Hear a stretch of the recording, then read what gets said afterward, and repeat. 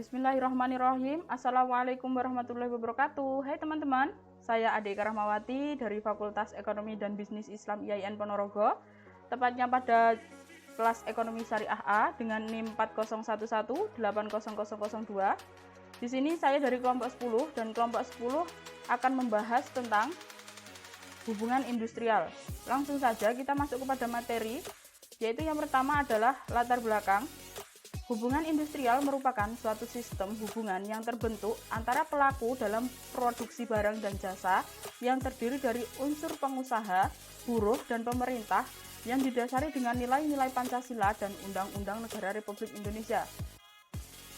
Hubungan industrial merupakan hubungan antara para pelaku kegiatan proses produksi untuk menghasilkan barang atau jasa sebagai hasil usaha dan pemerintah yang mengayomi dan berkepentingan untuk pembinaan ekonomi industrial.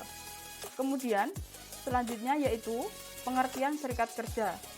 Serikat kerja atau serikat buruh adalah organisasi yang dibentuk dari, oleh, untuk pekerja atau buruh baik di dalam perusahaan maupun di luar perusahaan yang bersifat bebas, terbuka, mandiri, demokratis, dan bertanggung jawab guna memperjuangkan, membela, melindungi hak dan kepentingan buruh dan meningkatkan kesejahteraan kehidupan buruh dan keluarganya. Untuk materi selanjutnya akan disampaikan oleh teman saya Selin Yulinda pada slide berikutnya. Sebelumnya, Assalamualaikum warahmatullahi wabarakatuh. Di sini saya Selin Yulinda Putri akan menjelaskan bab hubungan industrial dengan subbab pihak-pihak yang terlibat dan perselisihan perburuan. Untuk subbab yang pertama yaitu pihak-pihak yang terlibat. Nah, di sini hubungan industrial memiliki keterkaitan kepentingan dengan pengusaha dalam memenuhi hak dan kewajiban masing-masing. Ketidakpatuhan dalam pemenuhan hak dan kewajiban kan menimbulkan perselisihan. Pihak-pihak yang terlibat dalam hubungan industrial yaitu yang pertama, pemilik atau pengusaha atau perusahaan. Yang kedua, karyawan atau buruh yang diwakili oleh serikat pekerja. Yang ketiga, manajemen. Manajemen di sini mewakili pemilik usaha. Yang keempat, pemerintah.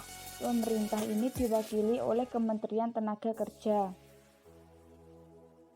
Nah, untuk pengertian dari pihak-pihak yang terlibat itu ada pengusaha atau perusahaan, yaitu mereka yang memberikan pekerjaan atau memperkerjakan karyawan atau buruh.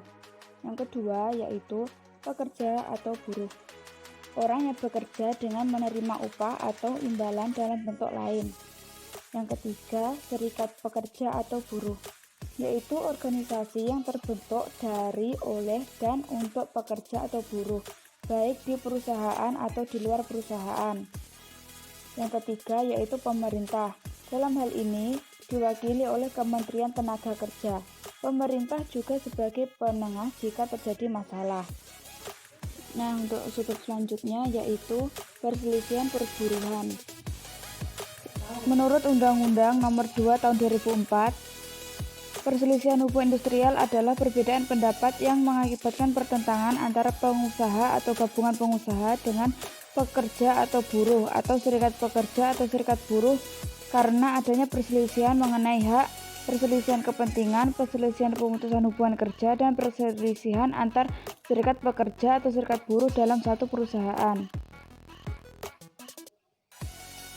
Nah, ini adalah penyebab terjadinya perselisihan. Yang pertama yaitu perselisihan hak. Perselisihan yang timbul karena tidak terpenuhinya hak akibat adanya perbedaan ketentuan peraturan dan perjanjian. Yang kedua yaitu perselisihan kepentingan.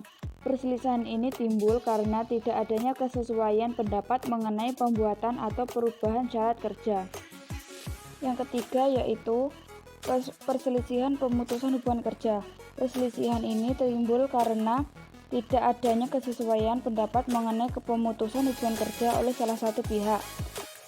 Yang terakhir yaitu perselisihan antar serikat pekerja.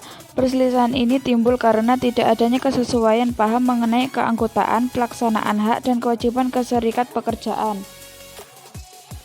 Untuk sebab selanjutnya adalah Penyelesaian perselisihan perburuhan.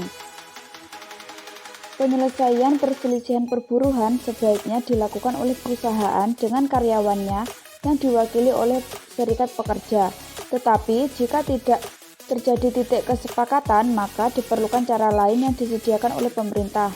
Nah, berikut adalah cara-cara atau bentuk-bentuk penyelesaian perselisihan menurut Undang-Undang Nomor 2 Tahun 2004. Yang pertama adalah perundingan bipartit. Perundingan ini adalah perundingan antara pengusaha atau gabungan pengusaha dan pekerja atau serikat pekerja atau antar serikat pekerja dalam satu perusahaan yang berselisih. Bentuk penyelesaian selanjutnya yaitu melalui mediasi. Penyelesaian perselisihan dalam satu perusahaan melalui musyawarah yang ditengahi oleh seorang atau lebih mediator netral. Yang ketiga yaitu penyelesaian melalui konsiliasi. Penyelesaian ini dilakukan oleh konsiliator yang terdaftar pada kantor instansi yang bertanggung jawab dalam bidang ketenagakerjaan kabupaten atau kota. Nah, yang keempat yaitu penyelesaian melalui arbitrase. Penyelesaian ini dilakukan oleh arbiter yang telah ditetapkan oleh menteri dan juga dilakukan atas dasar kesepakatan para pihak yang berselisih. Yang terakhir yaitu penyelesaian perselisihan oleh hakim. Gugatan perselisihan hubungan industrial diajukan kepada Pengadilan Hubungan Industrial pada pengadilan negeri yang daerah hukumnya meliputi tempat pekerja atau buruh bekerja. Dalam perselisihan hak atau kepentingan diikuti dengan perselisihan hubungan kerja, maka Pengadilan Hubungan Industrial wajib memutus terlebih dahulu perkara perselisihan hak atau kepentingan.